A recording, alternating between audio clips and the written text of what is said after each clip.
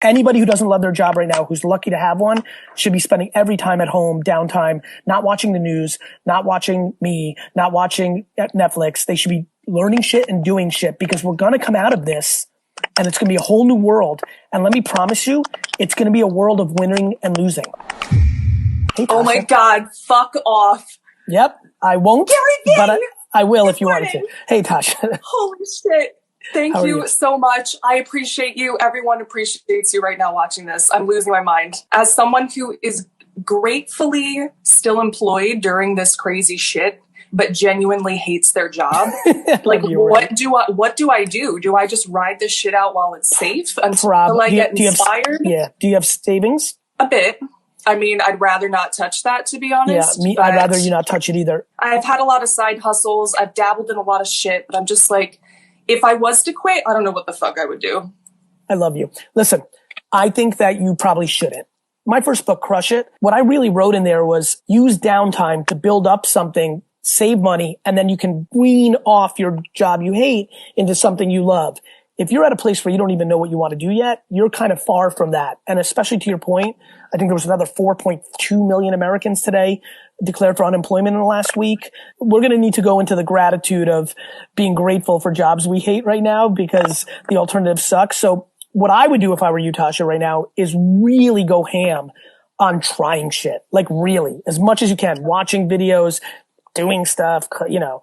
Yeah, cooking, I mean, you inspired me to do TikTok. Like, I thought I was way too fucking old for TikTok. I was like, you know what? I'm bored. I'm doing it. You know, I don't have shit on TikTok, but it's still really fun. And I'm trying to explore. But there's another level of nuance if I can offer this to my situation. So my company, they did pay cuts across the board, which is rough, but they did some layoffs and furlough. I have a colleague who was furloughed. We have essentially the same job.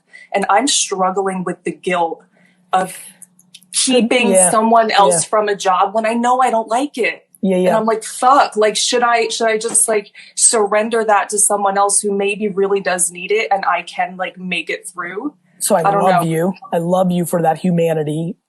You know, look, to me in that scenario, there is no right answer. There's only the answer that you know for yourself.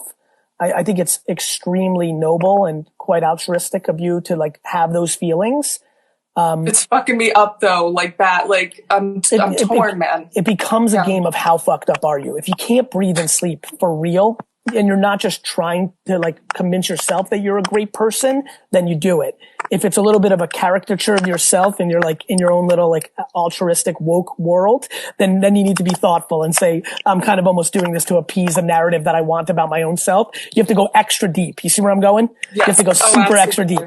Because look, I do think that like today you can, but God forbid, we don't know the world we're living in going forward. And you may need it one day. You may need it in a real way. The person you love the most in your life may need it. And then all of a sudden you have regret that when you had the opportunity, you know, as much as you love your coworker who's your homie, you know, tomorrow a top 5 loved one might have a real situation. You may need those dollars. So there is a level of practicality that you have to layer on top of your humanity.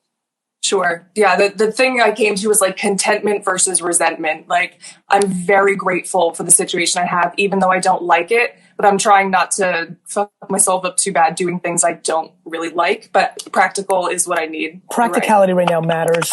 But the most practical thing is for you to start trying to do things on TikTok, LinkedIn, Facebook, Instagram, and talk about things or learn things that may become the thing you want to do. Yeah, like I started a YouTube. I always wanted to do that. I was fucking scared shitless 2 years ago. I started it making bullshit, and like I'm really loving learning how to edit videos. It takes me 12 hours, but yeah. And one day it's going to take you 42 minutes, and one day you may do that at VaynerMedia. You know what I mean? Oh, okay. You know what I mean though? Like work on shit, do shit, learn shit, do shit. Learn shit, do shit. Anybody who doesn't love their job right now, who's lucky to have one, should be spending every time at home, downtime, not watching the news, not watching me, not watching Netflix. They should be learning shit and doing shit, because we're going to come out of this and it's going to be a whole new world. And let me promise you, it's going to be a world of winning and losing. This world we're going to come into is going to be a game of winning and losing.